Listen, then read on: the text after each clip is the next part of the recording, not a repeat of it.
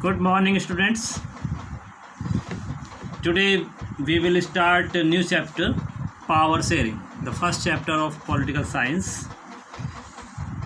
Today we are going to start revision work.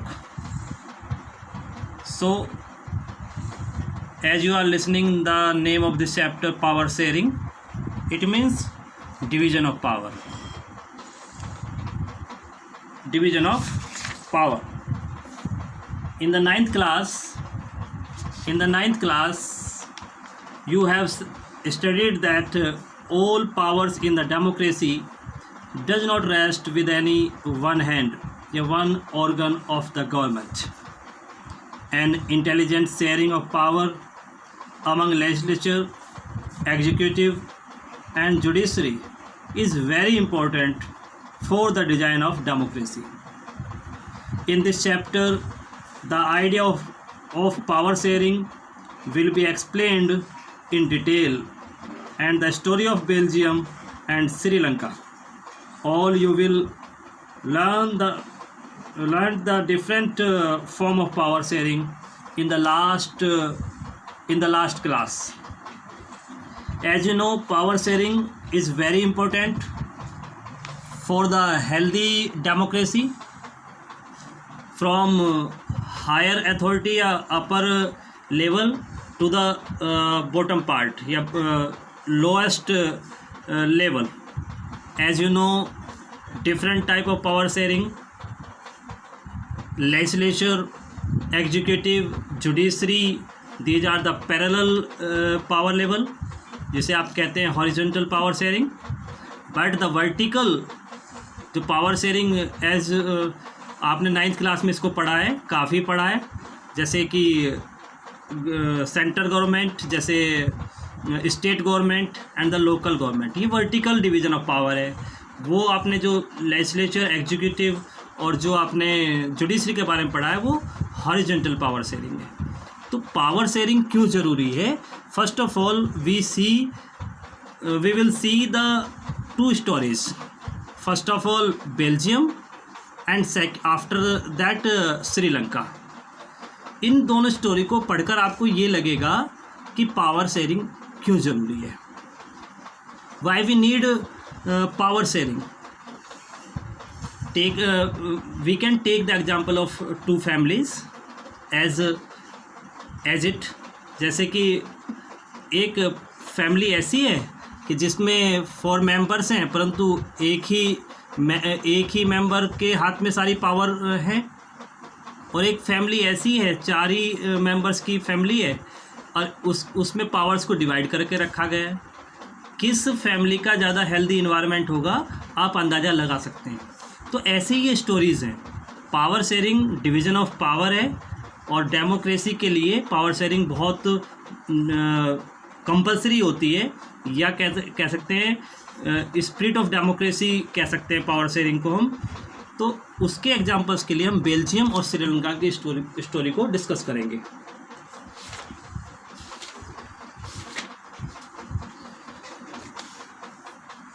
Story of Belgium.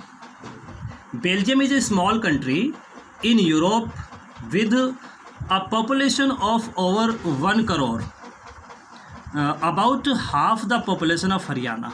जब हम compare करते हैं हरियाणा से, तो लगभग हाफ ही पॉपुलेशन हरियाणा की बेल्जियम की है, 1 करोड़ से थोड़ा ही ऊपर.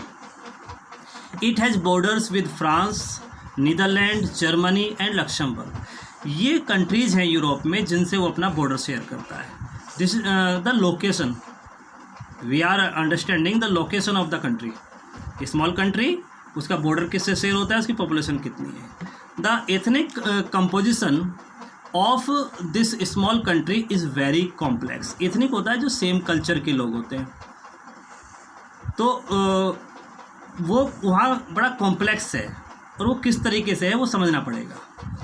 As you know, Belgium is a country, small country. Dutch speaking people in this country 59%.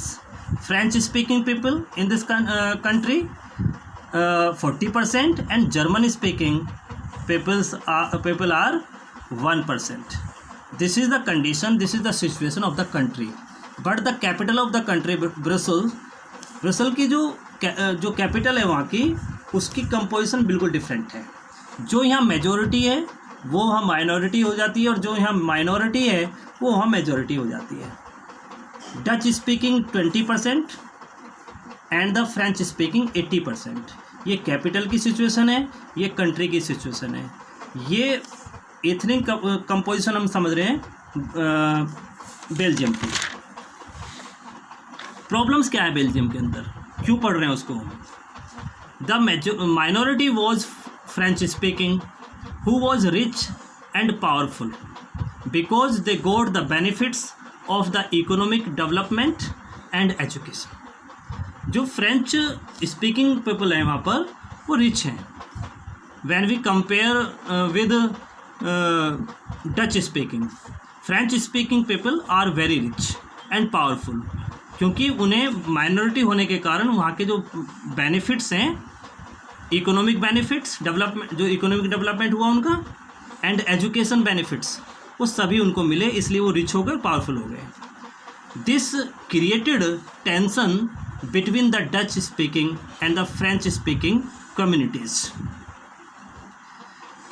During 1950s and 1960s। ये टाइम भी वेरी इंपॉर्टेंट है कि कब ये प्रॉब्लम क्रिएट हुई यहाँ पर। तो ये प्रॉब्लम थी वहाँ पर। एकोमोडेशन इन बेल्जियम, उसको बेल्जियम के अंदर लिया कैसे गया, एक तरीके से उसको हैंडल कैसे किया गया बेल्जियम के अंदर। In Belgium the government handled the community differences very well between 1970 and 1993। Belgium leader amended their constitution 4 times। देखिए वहाँ के लीडर्स इतने अवेयर थे कि उन्होंने अपने कॉन्स्टिट्यूशन को कितने times, is very important, 4 times amend किया। चेंजेस के लिए आता है कॉन्स्टिट्यूशन में, जब कोई चेंजेस किए जाते हैं उसे अमेंडमेंट बोलते हैं। तो कोई भी डॉक्यूमेंट जो कॉन्स्टिट्यूशनल है, अमेंडमेंट उसके लिए वर्ड यूज़ होता है। 1993 में as to work out an arrangement that would enable everyone to live together with in the same country. एक कंट्री में सभी कम्युनिटी के लोग हारमनी के साथ में रहें, स्मूथली रहें, उन आपस में स्ट्रगल ना हो, इसलिए उन्होंने अपने कॉन्स्टिट्यूशन को 4 times अमेंड किया। They came up with a new model to run the government. Here are some elements of the Belgium model. जो बेल्जियम मॉडल्स उन्होंने अपनाया, कॉन्स्टिट्यूशन को अपनाया 4 times अमेंड करने के बाद में, उसमें क्या क्या उन्होंने प्रोविजंस डाले जिससे कि वहाँ की सिचुएशन बड़ी ही स्मूथ हो गई, कोई स्ट्रगल, किसी के तरह का कॉन्फ्लिक्ट नहीं रह गया। तो वो क्या चीज़ थी? Constitution prescribes that the number of Dutch and French speaking ministers shall be equal in the central government. चाहे कोई माइनॉरिटी है चाहे कोई मेजॉरिटी है, जो मिनिस्टर्स होंगे उनका नंबर इक्वल होगा। No single community can take decision as it likes. एक कम्युनिटी कोई भी अपनी तरीके से, अपनी इच्छा से डिसीजन नहीं ले सकती है। दोनों कम्युनिटी जब मिनिस्टर्स बराबर होंगे तो डिसीजन मेकिंग में जो वेट होगा दोनों का इक्वल होगा। The state government are not subordinate to the central government. ये भी एक दूसरा उसका मॉडल था, दूसरा प्रोविजन था जो उन्होंने किया कि स्टेट गवर्नमेंट गवर्न जो सबऑर्डिनेट नहीं करेगी, इंडिपेंडेंट स्टेट रहेगा, वो सबऑर्डिनेट नहीं करेगा सेंट्रल अथॉरिटी को। ब्रसेल जो वहाँ का कैपिटल है, has a separate government in which both communities have equal representation. अब ब्रसेल्स में सिचुएशन बदल जाती है, जो माइनॉरिटी है वो यहाँ पर मेजॉरिटी हो जाती है, इसलिए उन्होंने ब्रसेल्स की अलग से गवर्नमेंट बनाई, सेपरेट गवर्नमेंट, और वहाँ भी जो रिप्रेजेंटेशन होगा, मिनिस्टर्स होंगे, वो इक्वल होंगे दोनों ही कम्युनिटी के। तो इस तरीके से उन्होंने दोनों ही जगह की जो सिचुएशन थी उसको सॉल्व कर लिया। Apart from the central and the state government, here is a third kind of government. This is called community government, Community government is elected by people belonging to one language community. Dutch, French, Germany speaking. No matter where they live, this government has power regarding culture, education and language related issues. It means एक community government बनाई गई जो community based government होगी, यानी Dutch की एक अलग government होगी, फ्रेंच स्पीकिंग की अलग एक गवर्नमेंट होगी, और उनके लैंग्वेज के इशू जो रहेंगे, जो कल्चर और जो उनकी एजुकेशन से इश्यूज रहेंगे, वो उनकी खुद की जो कम्युनिटी गवर्नमेंट होगी वही हैंडल करेगी, कोई इंटरफेयर दूसरा नहीं करेगा. This was the last provisions. This model is very important for the board examination in 5 marks. Most of the years ये पूछा गया, इसलिए ये इम्पोर्टेंट है. बहुत अच्छे से इसको लर्न करिएगा.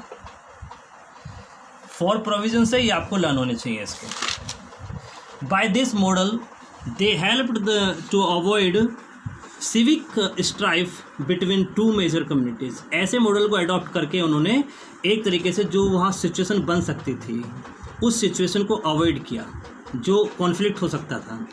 When many countries of the Europe came together to form the European Union, Brussels was chosen as its headquarter.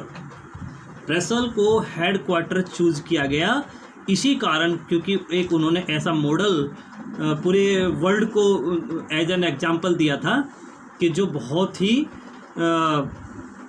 शानदार मॉडल था, जिसमें सभी कम्युनिटी के लोग बड़े हार्मनी और बड़े ही सही तरीके से रह रहे थे. तो this was the topic of today. एक दिन में हम एक ही टॉपिक करेंगे और वो अच्छे से करेंगे. आई होप आप समझ गए होंगे. Thank you so much.